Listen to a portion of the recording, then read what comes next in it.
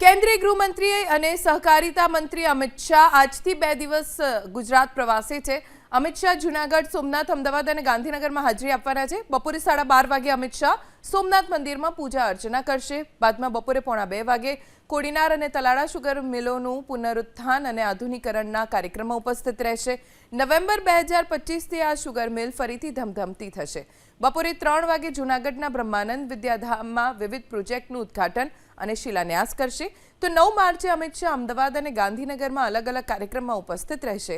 આવતીકાલે સવારે 10:30 વાગે શૈલા ઓડા ઓડિટોરિયમમાં અમિત શાહ જૈનાચાર્ય શ્રીમદ બુદ્ધિસાગર સુરેશ્વરજી મહારાજની 150મી જન્મજયંતિ નિમિત્તે સ્મારક સિક્કાનું વિમોચન કરશે। સવારે 11:15 વાગે રાજપથ ક્લબના ડાયમંડ હોલમાં સસ્તું સાહિત્ય મુદ્રણાલય ટ્રસ્ટ તરફથી આયોજિત કાર્યક્રમમાં પુનઃ મુદ્રિત થઈ રહેલા 24 પુસ્તકોનું વિમોચન કરશે।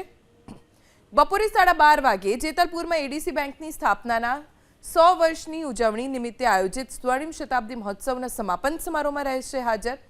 બપોરે 2:30 વાગે અડાલજમાં બાર કાઉન્સિલ ઓફ ગુજરાતના નવા નોંધાયેલા વકીલોના શપથ ગ્રહણ સમારોહમાં ઉપસ્થિત રહેશે।